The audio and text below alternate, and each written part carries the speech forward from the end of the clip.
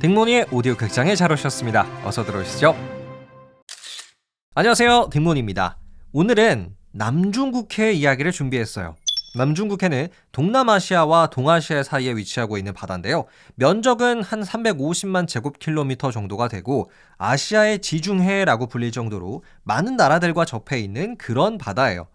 자, 하지만 이 남중국해는 사실 거대한 전쟁을 불러올 수도 있는 무서운 바다이기도 한데요. 그럼 지금부터 남중국해는 뭐가 중요한지, 또 이 바다를 탐내는 나라는 어떤 나라들이 있는지, 마지막으로 우리나라한테 이 남중국해가 얼마나 중요한 바다인지 소개해 드리도록 하겠습니다. 바로 시작하죠. 네, 결론부터 말씀드릴게요. 먼저 남중국해를 차지하고 싶어하는 나라들, 남중국해는 우리의 바다야 라고 주장하는 나라들은요, 총 5개국이 있어요. 일단 중국이 있고요. 그리고 필리핀, 베트남, 대만, 말레이시아, 또 브루나이, 이렇게 총 5나라들이 남중국해를 차지하기 위해 안간힘을 쓰고 있는 상황입니다. 자, 그런데 오늘은요, 이 5나라들 중에서도 특히 충돌을 많이 하고 있는 두 나라를 위주로 소개해 드릴게요. 바로 중국과 필리핀입니다. 중국과 필리핀은 남중국해를 둘러싸고 특히 무력 충돌까지 하는 지경에 이르렀는데요. 최근에 어떤 일이 있었냐면요. 남중국해에서 중국의 해경선이 이 필리핀 선박에게 물대포 공격을 했습니다.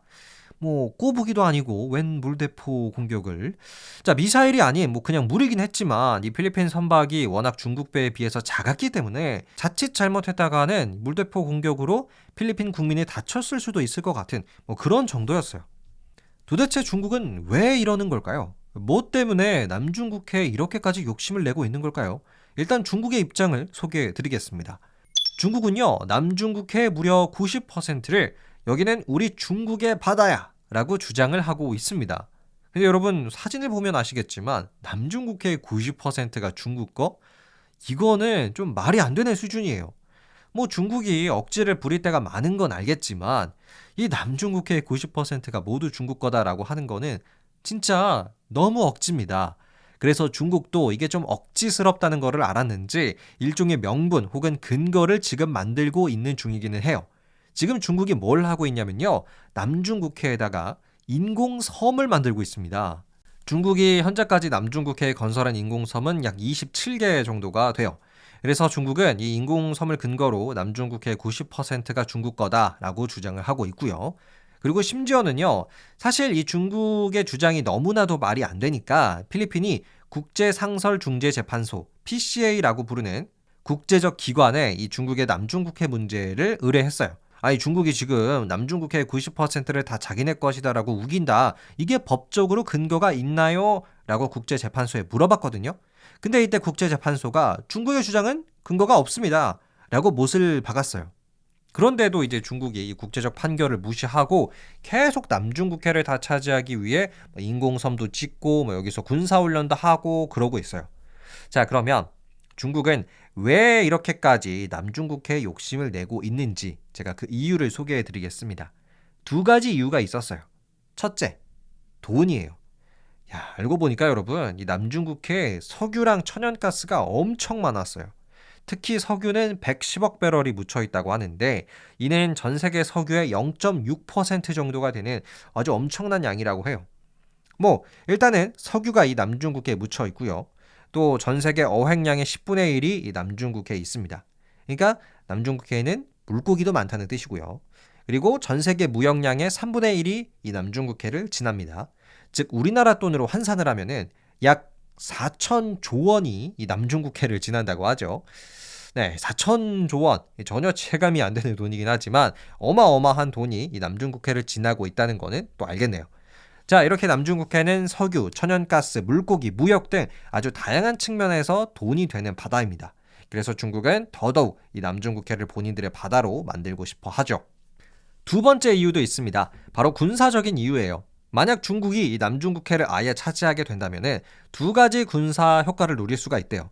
일단 첫째는 미국의 괌 군사기지를 견제할 수가 있어요. 그리고 둘째, 대만을 고립시킬 수도 있습니다. 그래서 군사적으로 이 남중국해가 중국에게 아주 매력적인 곳이라서 중국은 계속 욕심을 내고 있죠. 자, 그렇다면 지금까지는 이 중국의 입장을 들어봤다면 제가 필리핀의 입장도 소개해 드릴게요. 당연히 필리핀은 중국의 주장에 대해서 반박을 하고 있습니다. 하지만 솔직히 말해서 중국이랑 필리핀이 어떤 이 남중국해를 계기로 해서 만약 전쟁을 하게 된다면 중국이 이길까요? 필리핀이 이길까요? 뭐 군사적 수치로만 본다면 네, 중국이 이길 확률이 높겠죠. 그래서 필리핀이 선택한 방법이 있어요. 바로 미국입니다. 필리핀은 이 남중국해를 지키기 위해 미국을 끌어들였어요. 어떻게 끌어들였냐면요. 이 남중국해에다가 필리핀 군함을 갖다 놨습니다. 아주 낡고 오래된 이 겉모습으로만 본다면 녹이 다 쓸어서 곧 침몰할 것 같은 그런 수준의 이 오래된 필리핀 군함을 갖다 놨어요. 근데 이게 사실 필리핀의 신의 한 수입니다. 자, 이 필리핀 군함의 정체는 시에라 마드레라는 군함인데요. 과거 미국이 1944년에 만들었고 태평양 전쟁에서도 썼대요. 그리고 미국이 이걸 쓰다가 이제 필리핀한테 넘겨준 거죠. 그리고 나서 1999년에 필리핀이 이 미군한테 받은 이 군함을 남중국해에다가 일부러 좌초시켰어요. 그래서 지금도 이 낡은 군함이 남중국해에 그냥 떠 있는 상태죠. 그리고 이 낡은 군함 안에는 필리핀 해병대원 수십 명이 근무하고 있습니다. 그래서 남중국해는 필리핀의 것이다 라고 일종의 시위를 하는 개념인데요. 자, 만약에 중국이 이 낡은 군함, 이 시에라 마드레가 걸리적거려서 공격을 한다면 어떤 일이 벌어질 수 있을까요? 미국이 자동적으로 참전을 합니다. 미국과 필리핀은 마치 우리나라와 미국처럼 상호 방위 조약을 체결했어요. 그래서 필리핀의 군함, 군용기 등이 공격을 받으면 미국은 즉각 개입할 수가 있는 거죠. 그렇기 때문에 중국이 만약 필리핀을 건드린다면 미국을 상대해야 될 수도 있습니다. 그래서 중국도 막 함부로 할 수는 없죠. 자, 이렇게 필리핀은 중국과의 긴장감이 좀 높아지자 필리핀 땅에다가 추가적으로 미군 기지 4곳을 더 짓기로 했어요. 오히려 중국 입장에서는 별로 좋지 않은 일이 일어난 거죠. 자, 지금까지 제가 필리핀의 남중국해 수호 방법, 미국을 끌어들이기까지 소개를 해드렸는데요. 그럼 마지막으로 이 남중국해가 우리나라한테는 어떤 의미가 있는지도 들려드릴게요. 사실 남중국해는 우리 대한민국에게도 아주 중요한 바다입니다. 일단 우리나라 수출입 물동량의 40%가 이 바다를 지나고 있고요. 또 석유 수입의 70%, 천연가스 수입의 절반이 이 남중국해를 지나고 있어요. 그래서 만약 중국이 이 남중국해를 완전히 차지하고 통제하기 시작한다면 우리나라 에너지 수급에 문제가 좀 생길 수도 있는 거죠. 중국이 우리나라한테 이 남중국해를 두고 협박을 할 수도 있고요. 그래서 진짜 어떻게 보면 남의 나라 바다 이야기 같지만 이 남중국해를 누가 차지하느냐에 따라서 우리나라한테도 정말 큰 영향이 올 수도 있는 그런 바다입니다. 끝!